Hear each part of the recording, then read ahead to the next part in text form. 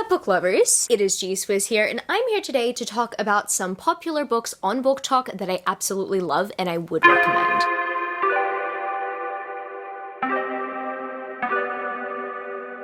If you didn't know, this is a 7 on Sunday topic, and I am the host of 7 on Sunday. I will link the Goodreads page down in the description where you can check it out, and you can participate in a topic in the future, or you can suggest a topic. And this week's 7 on Sunday topic was inspired by the fact that I have done like 1 or 2 TikTok-related videos in the past. However, they've been either TBR-related videos or TikTok made me buy it related videos. I haven't yet made a video talking about the books that are circulating on Book Talk right now, what's trending in the community, and so I decided that I wanted to make a video based on that, but the Book Talk books that I would actually recommend. I understand that there are a lot of recommendations out there, and I have currently not necessarily delved into that space completely, even though I do technically have a TikTok that I do plan to make bookish content on. However, I only just got a new iPhone, and I swear, the main reason why I have not been posting TikToks is not just because I'd need to adapt to a new format, it's also because after all the years of having an iPhone 6, I now have an iPhone 13. Well, I mean, it's not like I needed an iPhone 13 to complete the task. It's just, you know, ever since an iPhone 6, technology has severely advanced. That definitely played a big part in why I did not post TikTok content for a very long time. I've only really posted like 5 or 6 TikToks. They're up on there if you want to check them out. Anyway, that's beside the point. I am addressing the Book Talk community today by talking about some books that are circulating in the community. And you know what? Once I dive in and once I join, I would love to give more recommendations. But so far, these are some of the most popular series that are circulating at the moment. I want to talk about them and talk about why I like them. So I guess without further ado, let's get straight into the books that are recommended on TikTok that I do recommend. First off, I want to talk about 2 romance books that I have mentioned previously on my channel that I mostly give credit to Book Talk for recommending to me. And I don't want to be too repetitive, so I'm just bringing them both up very quickly. And that, my friends, is It Happened One Summer by Tessa Bailey and The Love Hypothesis by Ali Hazelwood. Both these romance novels I absolutely loved and adored. Funnily enough, It Happened One Summer was the first contemporary romance novel I read this year, and I happened to purchase these 2 romance novels on the same day. Honestly, I have no idea what was running through my mind the day I purchased these romance novels. I pretty much went on a rampage on Boxing Day and just purchased a bunch of romance novels, not knowing as to whether I'd get into them or not, and all of a sudden I did, and It Happened One Summer ended up being one of my first reads of 2022. I fell in love with Tessa Bailey's writing style, and I also really love Piper. I understand why a lot of people like Hannah's story better, however, Piper is my girl. I honestly really love the grumpy sunshine dynamic that happens in here. I also really love The Love Hypothesis for different reasons, even though, like, it's pretty similar in terms of, like, swoon-worthiness. As someone who is demisexual, I honestly felt seen in Olive's character. Yeah, I pretty much picked both these up for the same reason, and honestly, if you are wanting to try something new, if you are wanting to dive into romance for the very first time, but have nowhere to start, in terms of contemporary romance that is, I would recommend these 2, because these 2, I'd say, are a good beginner's guide, and you can suss out what you like about romance or what you don't like about romance based on these very basic romances. I mean, I say basic in a good way because these ones are very easy to read, very easy to consume, and oh my goodness, both of them had me head over heels. And also, I find that their conflicts were resolved pretty well, in my personal opinion. I understand why a lot of people don't agree with that. In It Happened One Summer, I think that they had a bit of a communication issue. I mean, you know what? Both these romance novels, they definitely do have some communication issues in them. However, if that doesn't bother you too much, I would still recommend them because both of them are formulated very well as romance novels, in my opinion. But wait, I'm not yet done talking about Tessa Bailey because I recently read My Killer Vacation and I cannot deal. So It Happened One Summer and Love Her or Lose Her, which is part of the Hot and Hammered series by Tessa Bailey. Those 2 books tied as my favorite Tessa Bailey novel, like I could not decide between them 2. And then My Killer Vacation came out of nowhere and then took me by surprise and made me realize that I had found a new Tessa Bailey novel and it wasn't one of those 2. It's this one. I absolutely adored My Killer Vacation, and it really made me realize that I don't just love romantic contemporary. Sometimes I like a little bit of a spanner in the works, where there's some suspense to it, where there's some mystery to it. This romance novel, among a few, made me realize that I don't just love romance, I love high-stakes romance. And My Killer Vacation not only gave me an awesome Tessa Bailey romance, because I love my Tessa Bailey romances, it gave me that and high stakes. Hex, and for that, I appreciate it, and I want Tessa Bailey to write more books like this. Even though it doesn't seem like she is planning it at the moment, I definitely want it. So Tessa, please write another novel like My Killer Vacation or something similar, just something with high stakes. I don't only just want to swoon, I want to be at the edge of my seat, wondering if my characters are gonna be okay. Once one saves the day, I'm swooning even more. If you are seeing this recommended on Book Talk, here's my endorsement. I do recommend it. And in my personal opinion, I do reckon it deserves the hype. And no, I'm not done with high stakes romance. I've also got to bring up Twisted Love, the first book in the Twisted series by Anna Huang. Oh my goodness. I was not expecting this to be a high stakes romance at all. I wasn't expecting the suspense aspects to be in here. I did not expect the plot twist to come. Oh my goodness. But it was so good. Now, personally, I'm not going to spoil the series or like go too deep into detail here because I reckon that it's best to go into the series blind. I've only actually read the first book and I'm so looking forward to continuing on with the series. I just know that once I do, I am going to be in a trance. This book was addictive. I just could not put it down. But pretty much this series has private investigators and it has bodyguards. And that's all I really need to say because any kind of romance series that has some high stakes. This novel, I did not anticipate it going where it did, but it did. And yeah, you know, I did question the love interest decisions at times. However, was it an entertaining read? Oh boy, it was. I cannot wait to continue on with the Twisted series. If you have been seeing this series everywhere recently, if you've been seeing it hyped up, I endorse it, even though I've only read the first book. And funnily enough, a lot of people say that the first book is worth skipping, which is interesting because if this was the first book, and if not many people like the first book, then I'm just going to expect the rest of the series to be absolutely incredible. And for some reason, I have the need to say this. If you enjoyed My Killer Vacation, if you've read My Killer Vacation, if you have not yet read the Twisted series, or if you have not yet read Twisted Love, I would highly encourage you do, or vice versa. If you have read the Twisted series and have not yet read My Killer Vacation by Tessa Bailey, go do so, and thank me later. And now I'm gonna delve into some fantasy territory, and what better way to do that than bring up a borderline fantasy and romance novel that's really in the romance category, but it has fantastical elements in it. It very much feels like a contemporary romance, but with magic. And that, my friends, is The X Hex by Erin Sterling. I absolutely enjoyed this romance novel. Now, you might be wondering why you've never heard of the name Erin Sterling before. I mean, before The X Hex. And turns out, this author has accomplished many books prior to writing The X Hex. They are Rachel Hawkins, but this is a pen name from Rachel Hawkins. I have personally never read anything else by Rachel Hawkins, and there are so many other series that I do want to read, like the Hex Hall series by Rachel Hawkins. I did want to read Rebel Belle at one point, but what I do know is that I'm definitely gonna read anything that Erin Sterling puts out because The X Hex was so good. I cannot wait for The Kiss Curse, which is the sequel companion to this book. I don't know whether this series is going to continue on and on and on, but what I do know is that this book has a sequel companion that follows a different character that we meet in the X Hex. I personally really love the story because it has everything you want in a contemporary romance. Additionally, it has some good fantastical elements that are contemporary-esque. Also, if you did happen to like Witch Plays by Anna Guire, I really loved that novel and I really love the companion series. That series is more underrated in my opinion. I definitely think if you did enjoy that series or if you are enjoying the series so far, you would absolutely love The X Hex. I really enjoyed the story, and yes, there's a good amount of fun in here, there's a good amount of steam in here. I could follow these characters for days. I just found the couple to be absolutely lovable, and seriously, I could not recommend The X Hex enough. Okay, now we move on to some more fantasy. And yes, of course, I'm going to talk about a fantasy series that has taken over the internet for the last 5 years. I'm going to talk about The Cruel Prince by Holly Black. Yes, this is a series that I reckon does deserve the hype, and I reckon it deserved the hype after I finished it, in my personal opinion, because I read The Cruel Prince 3 times and I just did not get it until I finally completed the trilogy. I realized that this series was so good. I also read the novella collection, and that's when I realized this series, as much as I really think it could have been expanded upon, the way that Holly Black wrote it was phenomenal. And yes, Cardan's backstory is so sad. You don't get the sadness of Cardan's backstory because Cardan is literally like the villain throughout the series. However, once you finally finish the trilogy, and after you read How the King of Elfame Learned to Hate Stories, I know it's not gonna hit everyone the same way that it hit me, but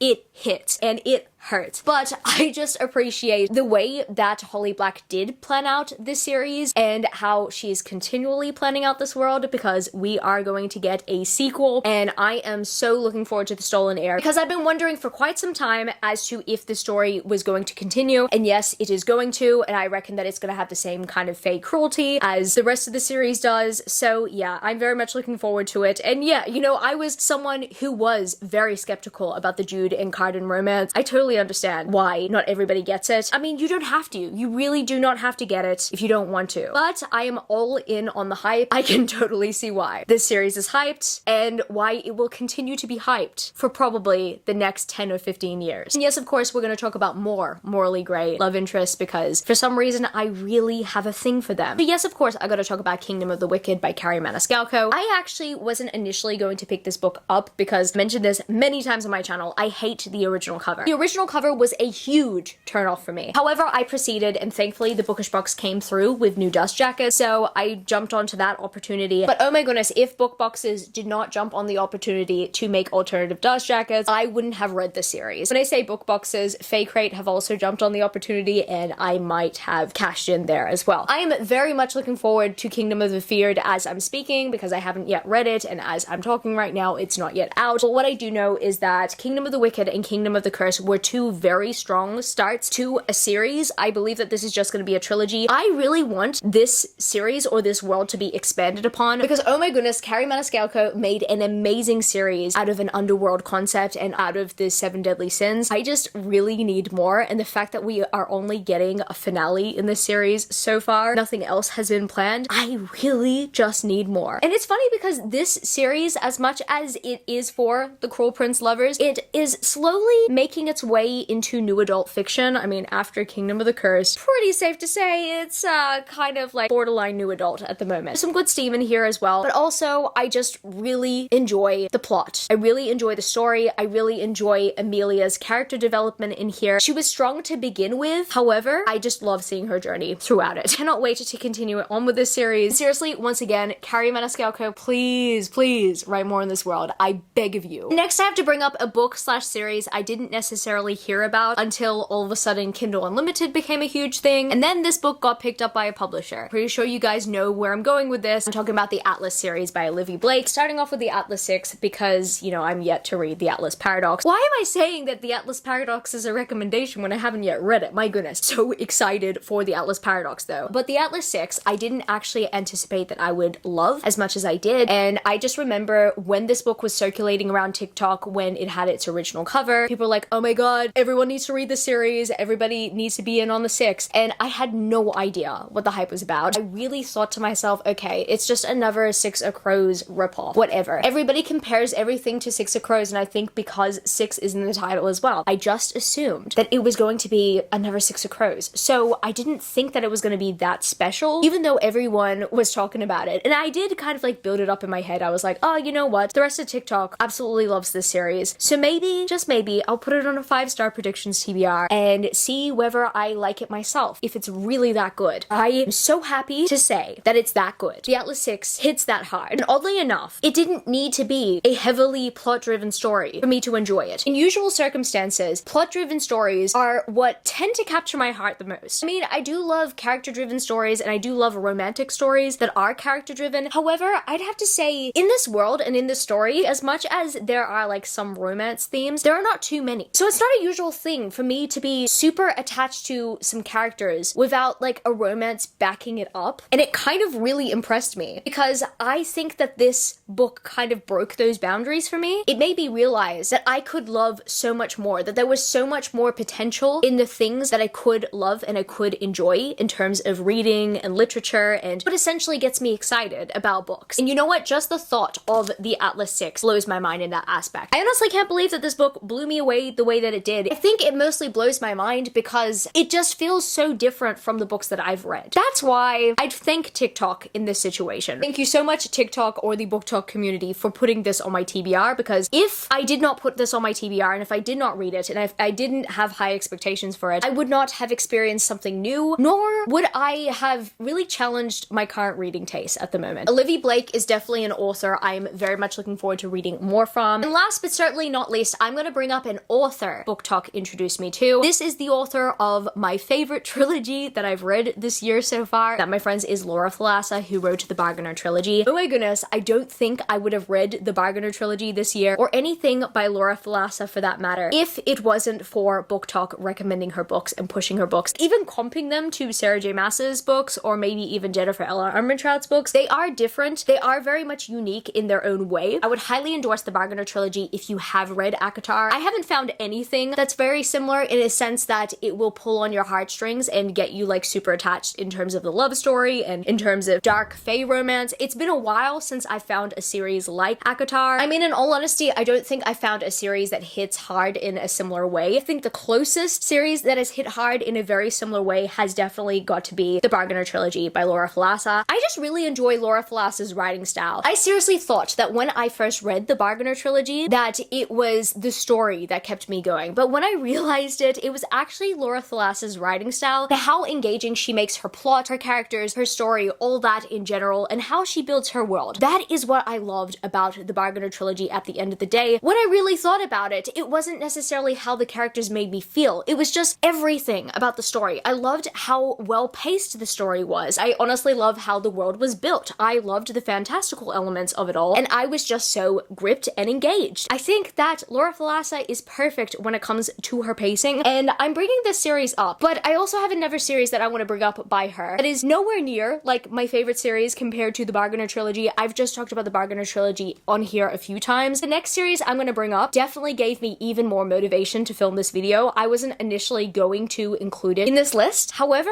I feel like I got to. Except I've got to recommend it for a different reason. I recommend the Bargainer trilogy for anybody who is wanting a good fantasy romance story that has to do with both the protagonist and the love interest healing journey together. That's why I think that Rhapsodic is very much masterfully written. This is definitely one of my favorite love stories of all time. It makes me cry, and I still gush about it to Camilo to this day. However, the final book series that I've got to talk about, that TikTok has recommended to me, and seriously, I do thank TikTok for this recommendation, except I don't thank them for what they categorized it as. I do regret initially seeing the Four Horsemen series as a romance series, because in my honest opinion, now this is probably going to come off as unpopular because I know a lot of people like the Four Horsemen series. I don't see the series as a romance series. Yes, every single one of these books does follow a different horseman of the apocalypse, and it does follow their love story. But seriously, I think as much as the series is good, their romances aren't necessarily to be romanticized, because if anything, all these books are actually a character journey for each horseman to discover what it is like to be human and what it is like to love, but not in a sense of always, you know, romantically loving. The most important message behind the Four Horsemen series is for everyone to see the goodness in humanity, because yes, humanity is corrupt. Humans have done terrible things. However, for each horseman, in order to stop what they're doing, in order to hinder the deadly ramifications of the apocalypse, they must learn what it is like to be human, but to also love as a human, not to look at mortals and not understand what they're going through. No, they had to make a choice in this series to learn to see through a human's eyes. And so, as much as a lot of people would argue that this is a romance series, I would not say that this is a romance series, as much as yes, it does have steam, and you know, the steam is enjoyable. The Four Horsemen are terrible. Like, they are absolutely terrible. We should not be putting them on a pedestal. Yes, of course, maybe they're dark and steamy lovers. Like, I have fan art of the Four Horsemen from my Arcane Society boxes, and yeah, everyone keeps on talking about how amazing Pestilence is, or how amazing War is, or how amazing Famine is. For context, I have not yet read Death. I have actually started Famine this morning. I've been binge reading this series. Yesterday, I started and finished Pestilence. This morning, I started and finished War, and I've continued on with Famine. The Four Horsemen are terrible beings who have done terrible things, and no, their lovemaking scenes are not going to sugarcoat what they have done. I cannot justify them, and I would not romanticize them. That is a side point. But what I do have to say is the BookTok community was absolutely right in recommending this series to me, because I love series that make me think. As much as, yes, I do absolutely love and adore Laura Thalassa's writing style, I will continually read her books. I would not read or recommend the series for the same reasons I would with the Bargainer trilogy. Like, I love the Bargainer trilogy, and in my opinion, that is a very wholesome romance that does require a lot of healing. However, in my personal opinion, I would market the Four Horsemen series as a fantasy apocalyptic character study, because every single one of these books in the series are definitely an individual character study of each horseman of the apocalypse, But yes, they do have a romance. No, I'm not even 20% through Famine yet. However, I just know that this series is going to follow that case study formula. Alright, I guess that's gonna be it for this video today, book lovers. If you happen to stay to the end of the video, leave me a star emoji. And if you happen to enjoy this video, don't forget to give it a thumbs up and subscribe to my channel if you haven't yet already. Join the amazing community of book lovers. And also, I have social medias. Matt GSwizzleBooks on Twitter and Instagram, and I'm also Goodreads. That's www.goodreads.com/gswizzle. And finally, I'm at TikTok. Matt GSwizzle on TikTok if you want to follow me there for some bookish content. I love you, book lovers, and I will see you later.